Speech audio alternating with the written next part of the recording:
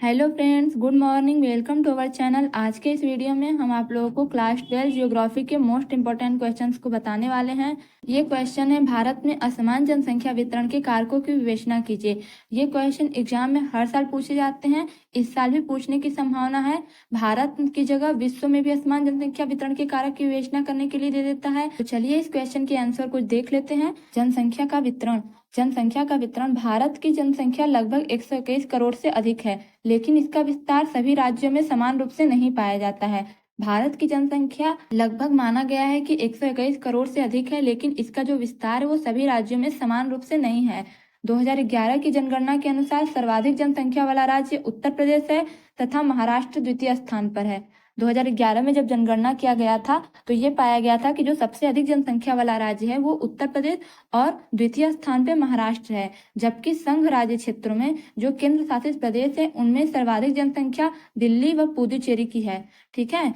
भारत में न्यूनतम जनसंख्या वाला राज्य सिक्किम व संघ राज्य क्षेत्र लक्षद्वीप है।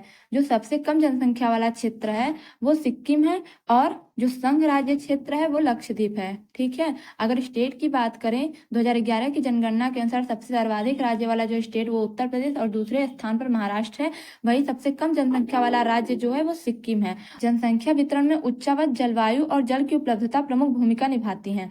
ठीक है। जनसंख्या जो वितरण है वो उच्चावच यानी जहाँ पे समतल मैदान पाए जाते हैं वहां पे लोगों की जनसंख्या अधिक पाई जाती है। पहाड़ी क्षेत्रों में लोगों की जनसंख्या कम पाई जाती है। जलवायु, जहाँ की जलवायु अच्छी होती है वहां पर जनसंख्या अत्यधिक निवास करती है। जल की उपलब्धता, जहाँ पे जल अत्यधिक मात्रा में पाई जाती है वहां जनसंख्या सर्वाधिक निवास करती है। जनसंख्या वितरण को प्रभावित करने वाले कारक। जनसंख्या वितरण को प्रभावित करने वाले कारकों में भौतिक कारक, आर्थिक कारक और सामाजिक एवं ऐतिहासिक कारक सम्मिलित होते हैं, जिनका वर्णन निम्न प्रकार है। भौतिक कारक यानी फिजिकल फैक्टर्स। फिजिकल फैक्टर्स के अंतर्गत भूविन्यास, जल की उपलब्धता एवं जलवायु को शामिल किया गया है। ये प्रमुख रूप से जनसंख्या वितरण के प्रतिरूपों को निर्धारित करते हैं। भौतिक कारक के अंतर्गत जो है भूविन्यास यानी पृथ्वी का जो विन्यास है, और जल की उपलब्धता जहाँ पे जल अत्यधिक रूप से उपलब्ध है, और जलवायु यानी जहाँ की जलवायु मानव के रहने के लिए अनुकूल है, इन सभी को शामिल किया गया है। ये प्रमुख रूप से जनसंख्या वितरण के प्रतिरूप को निर्धारित करती हैं। ठीक है।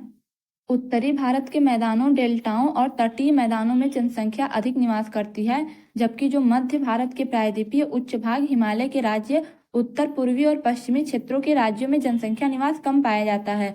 भूमि विन्यास। भारत के मैदानों, डेल्टाओं और तटीय मैदानों में जनसंख्या का उच्च अनुपात है, जिनका मुख्य कारण इन क्षेत्रों में भूमि का उर्वर होना है। मैदानी क्षेत्रों में, डेल्टाओं और जो तटीय मैदान है वहां पे जनसंख्या अधिक निवास करती है। ठीक है। जबकि जो पहाड़ी इलाके हैं और जो प्रायद्वीपीय इलाके हैं वहां पे जनसंख्या कम पाई जाती है। जल की उपलब्धता। देश के मैदानों एवं तटीय क्षेत्र में स्थित प्रदेश हमेशा ही विशाल जनसंख्या संकेंद्रण वाले प्रदेश रहे हैं।